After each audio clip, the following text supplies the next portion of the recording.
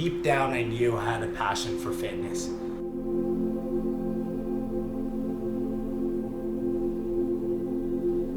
I was scared to take the risk.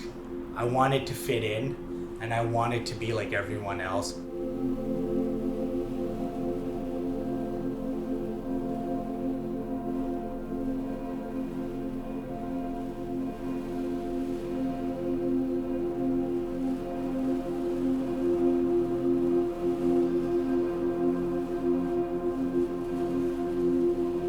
So my name is Alochen Rajaratnam. I'm a personal trainer. I'm also a fitness enthusiast. I'm 27 years old. I was born in the Netherlands and then I moved to Canada, so I grew up here. Growing up, it was very difficult because I came in grade 1. I didn't speak English. I was overweight, so I was bullied a lot growing up. My mom, she's also obese. So a lot of kids would pick on me and my mom, especially when she would come pick me up from school and drop me off in school. And I felt like I didn't belong in school and I felt very lonely.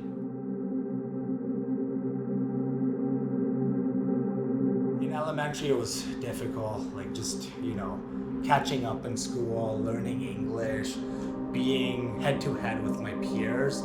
I was definitely felt behind in school, but then in grade 8 I went to Sri Lanka, and that's when I first was able to see what difficulty was like in a third world country. And when I came back, I decided to work on myself physically, mentally, and actually I took care of my body and my academics.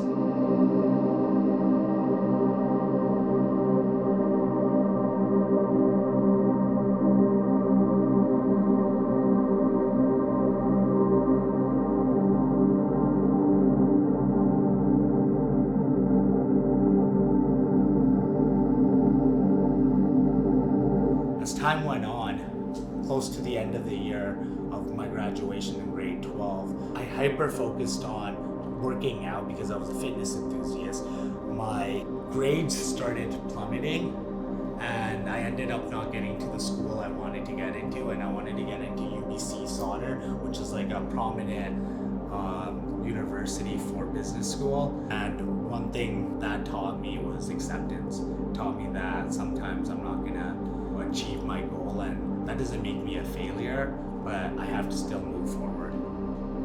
I wanted to pursue being a bodybuilder, so I dropped out of university.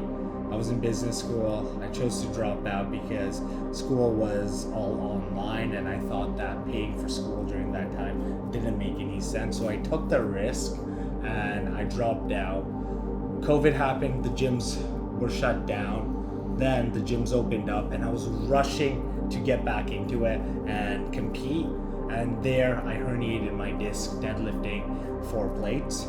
And that actually took me down a mental spiral, and I was in depression.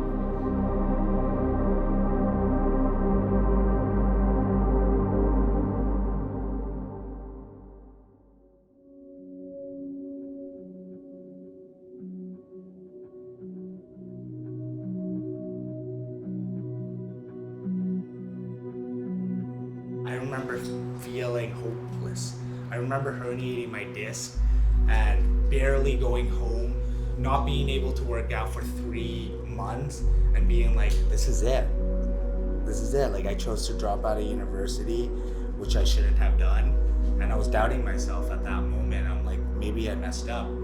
And through time, I was able to heal my body through physiotherapy, through mobility and flexibility, through yoga.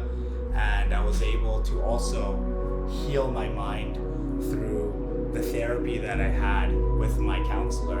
And that helped me get to a state of mind where it's about breaking that chain, right? That chain of hatred, that chain of insecurity. It's about inspiring other people to also break that chain. That's when I started developing the pain-free strength program, And what the pain-free strength program is all about, this is what I teach my clients, is to first mobilize the muscle. That means just get it moving, heal the body, do flexibility and mobility exercises that allows you to move freely. Then you progressively overload with strength. And then you build for performance, or you cut your body down into the sculpted shape that you want to get to. So if you're lost in life, just take the next step.